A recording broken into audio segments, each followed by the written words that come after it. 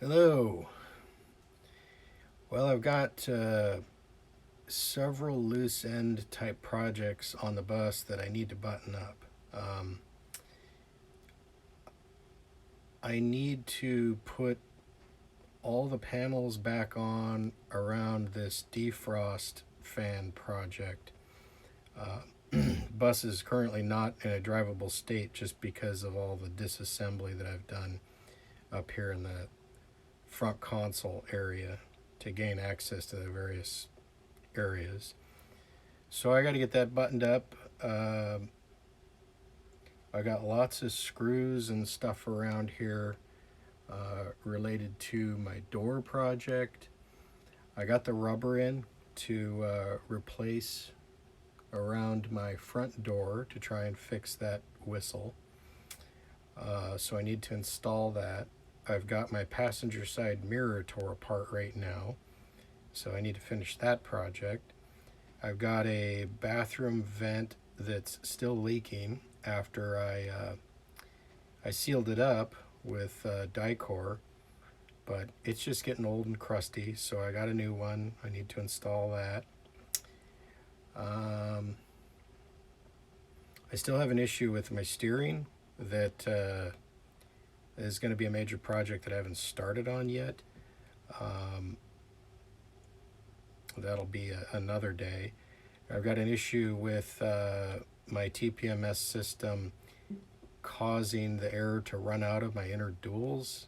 That's not an issue with the TPMS as much as it is with the extender. The valve extender that's on there is designed to only contain air when you're filling the tire. Otherwise, the inner valve stem on the inner dual is closed. The extender has a valve in the top of it and a long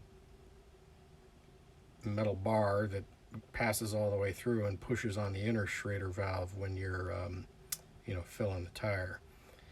And that is leaking down at the inner dual. I do not want to remove my outer duals to fix that. So I ordered a special tool that'll allow me to remove that valve stem extender and seal it up better, maybe with some pipe dope or an O-ring. I'm not sure what I'm going to do there yet. That tool's on its way. So today is going to be buttoning up a bunch of loose ends, really. I'm not sure how much I'll get done. I'm not sure whether I'm going to shoot it all as one video or do separate videos of it as I jump around. We'll just have to see how that goes. Thanks for watching, and let's get to work. So I got to reinstall this switch and reinstall this panel over here.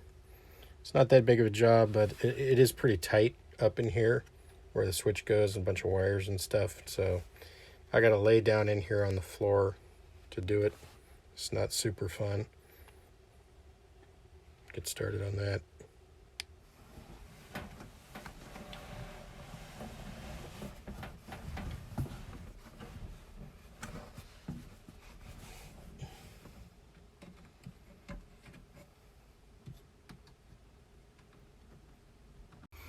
So I wonder how many of you have ever seen inside of a 4106 driver's wiring panel. So the switch, I marked which side was low. So when I flip the toggle this way, that's low. So I put a little L on it because as I'm down in there contorting myself around and twisting this into position, I may lose orientation, and I want low to be down so that it matches the existing signage there on the dash plate. The wires, excuse me, the wire's actually on the opposite side. So when you go low, this is the low wire here. So yeah, get a little view of the inside of one of these wiring compartments. A lot of this stuff's labeled by the previous owner. Circuit breakers and bus bars, and a lot of these terminals are numbered.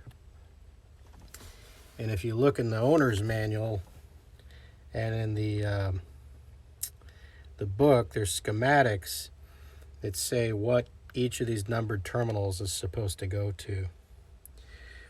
And you'll notice a mix of new wiring and also old, string covered, fabric covered wires, the original bus wires in here.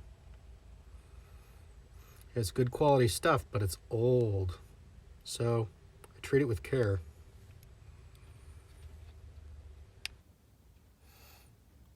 I got that switch and that panel reinstalled. Now I'm going to install this triangle shaped panel back over the heater core and blower enclosure. After that, there's another panel that goes on top of that that's square, that covers the whole thing.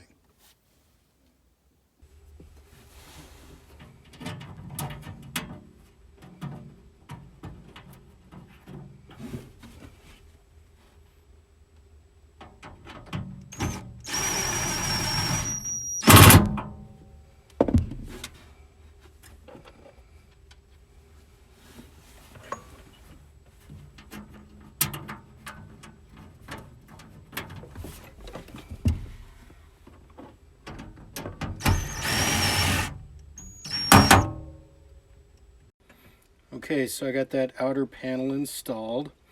That's kind of a fight because the previous owner built this console in front of the heater core, and well, you have to remove, well, you don't have to remove it, but you have to fight to get that thing back in.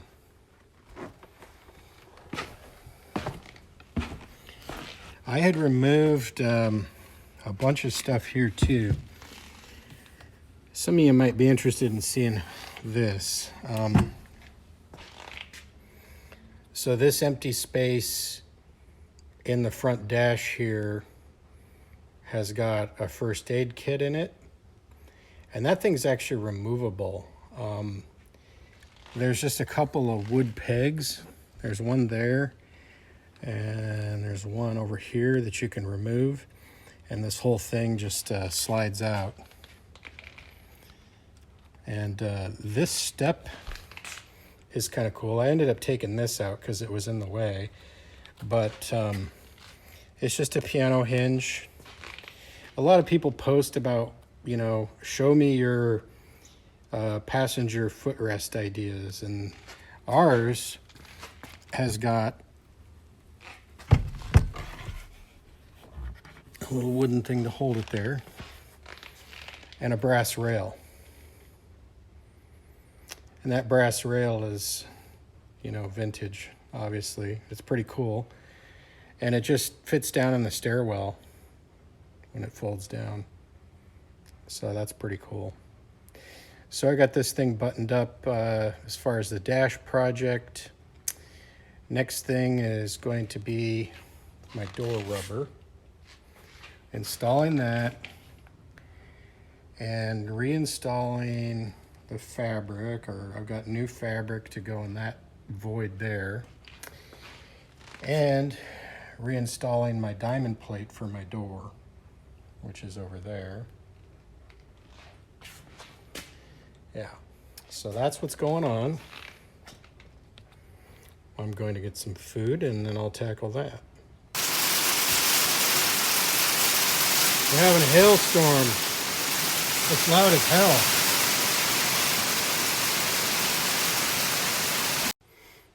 So I thought it might be good to examine the old door rubber and the new door rubber side by side.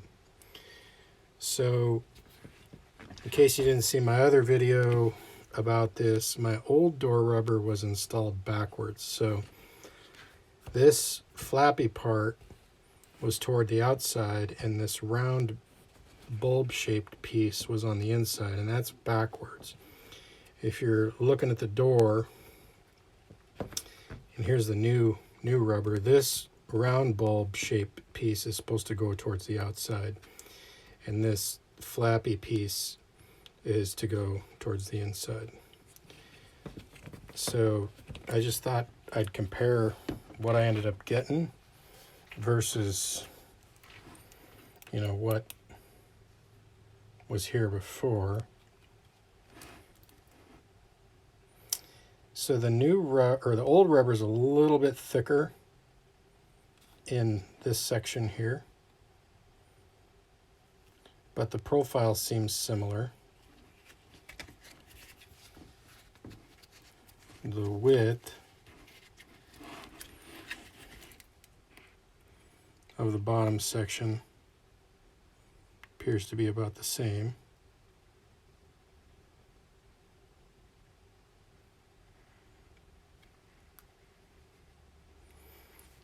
Big difference in how flexible it is. This other stuff's the old stuff's pretty well crustified. It's not too flexible, but it's thicker rubber too. So there's a metal strip that goes here on the rubber that retains it in position and gets held in place by some screws. So there's no holes in this rubber, and there's no instructions in the manual on this.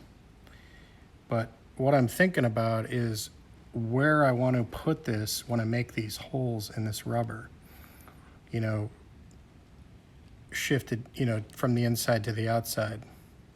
Obviously, I want this round bulb to have a good crush on this lip of the door when the door shuts. Now, this bus is obviously over 50 years old, and the door is probably not where it was when the bus was new. But I'm thinking about using that paint line as a reference as I install this. But obviously, if I put it, you know, too far to the outside, then, you know, the door is not going to shut properly or seal properly. And if I put it too far to the inside, the door is not going to seal properly. So I have to find the correct position, you know, when I'm installing this, where this really should end up. Doesn't seem to be covered in the manual, so I just got to figure it out as I go.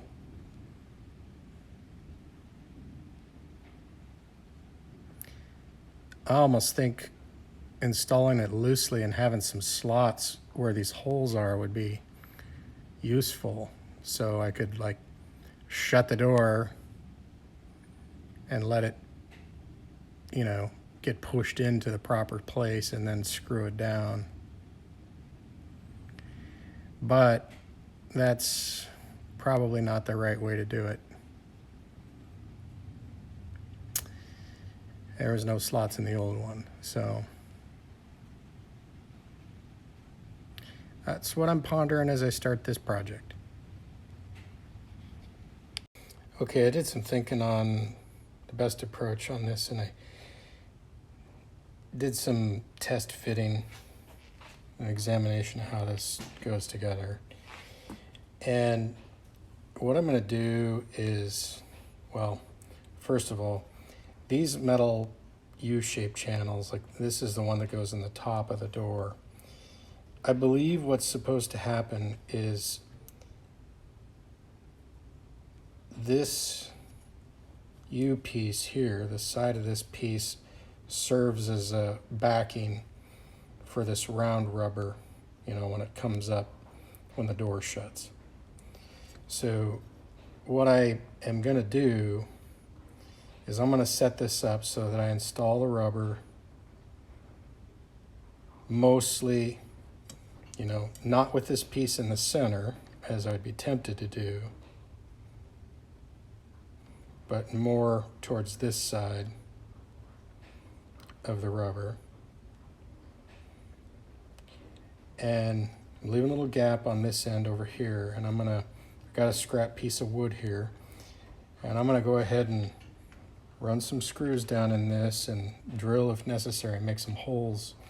Basically, I'm using this metal piece as a template to make the holes in the rubber before I install it, so I'm not fighting it when I'm trying to do it in the door.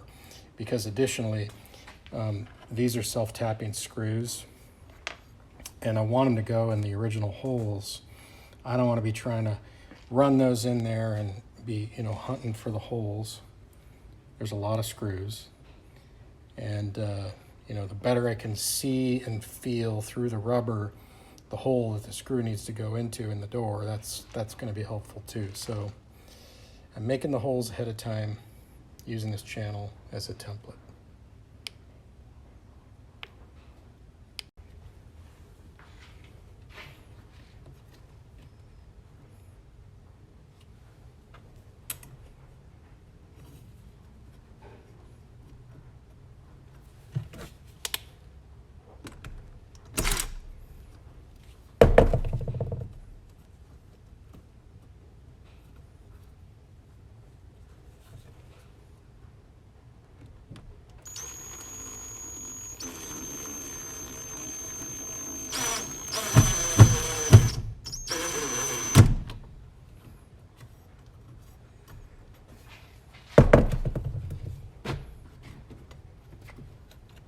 It's got to have some bend to it as it goes. There's a spider.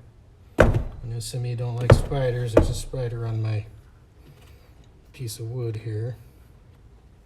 Daddy long legs.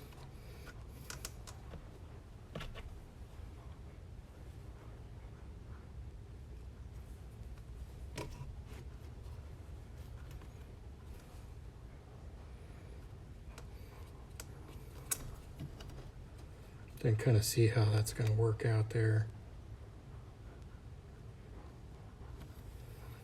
It's probably a little closer than I would like, but let's see here.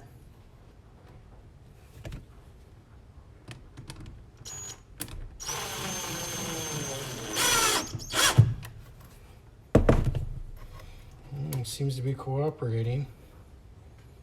That's refreshing.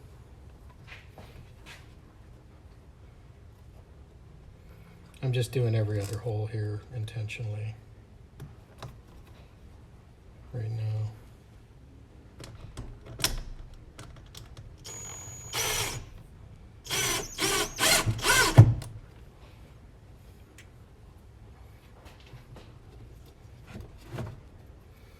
And the door's got some curve to it, so I can pre-fit that.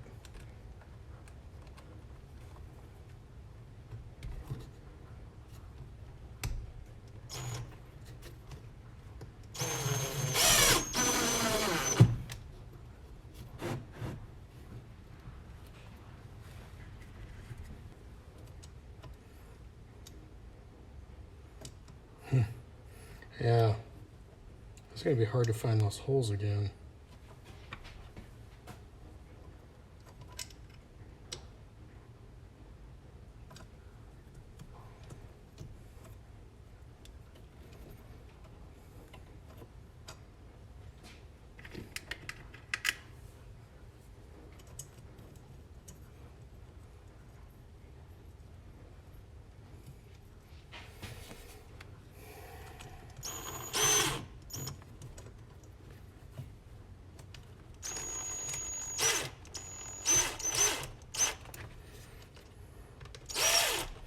All right, there's my genius idea. I'm just going to run them all down in there so they stay. And as I'm fitting it, that'll help me find the holes in the bus. I think. We'll see.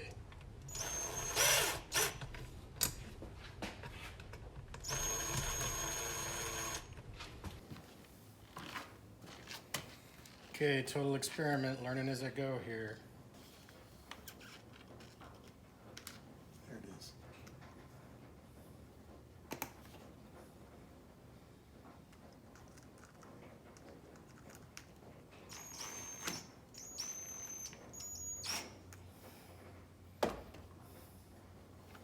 I just want to get it started in the hole while I can see it.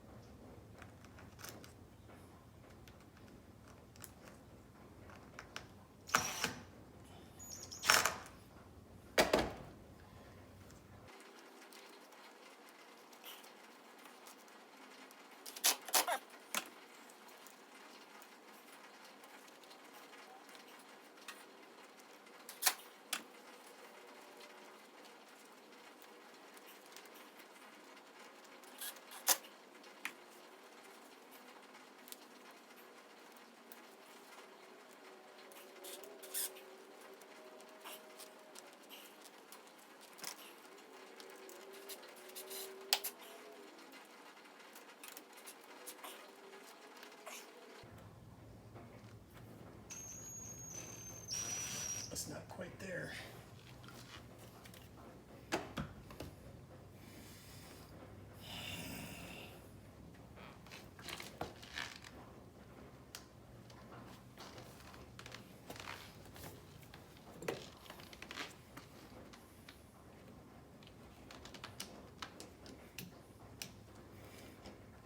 My Leatherman's always close by. These are made in Oregon. Well, the company's here. I assume they're made here. Who knows? Maybe they're making that stuff in China now too. I think they're made here though.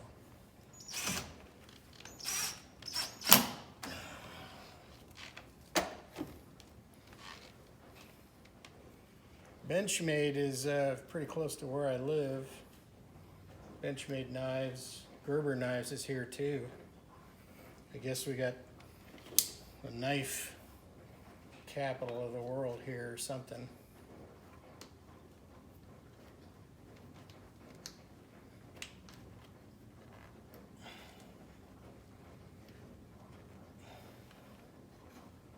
This last one's challenging.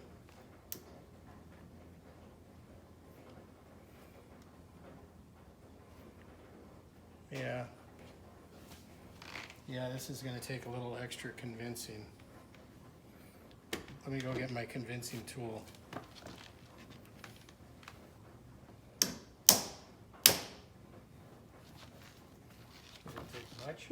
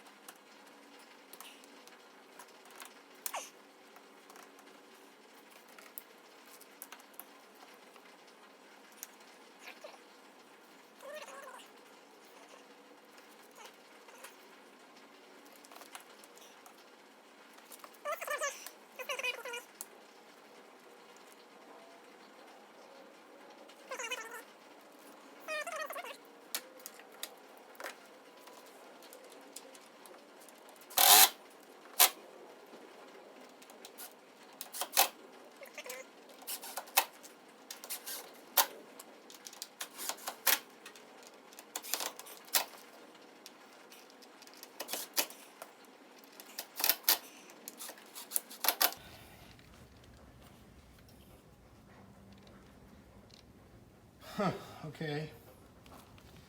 Moment of truth here.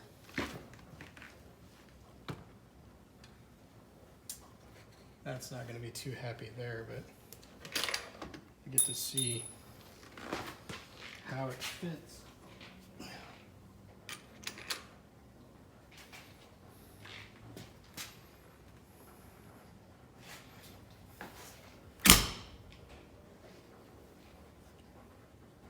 Well, it's kind of poking out on this top side over here. I gotta get my ladder over here.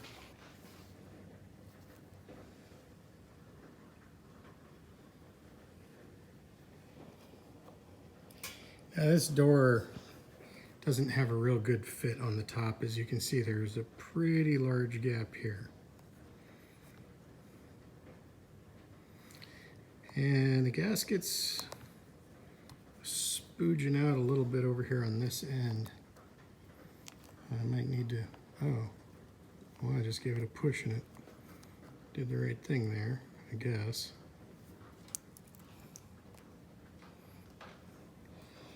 Yeah, not super thrilled with that.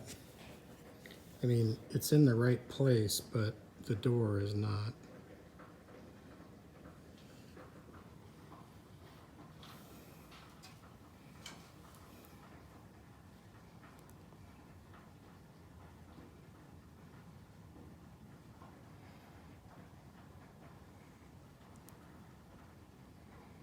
See, I'm not sure what I can do about that.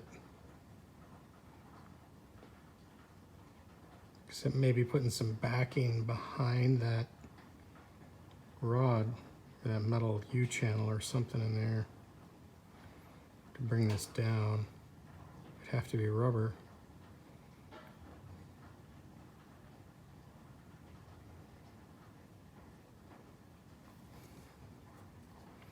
This door has always leaked a little bit on top.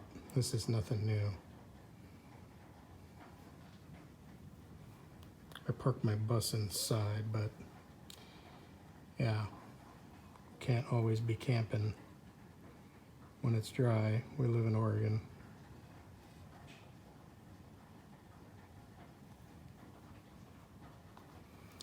So yeah, I'm gonna noodle on that a little bit. Maybe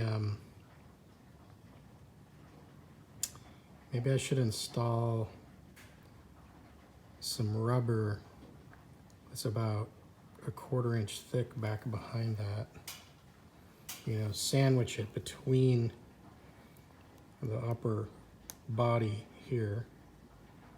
Sandwich it and bring the whole works down a bit. That might help this seal up and keep out water better.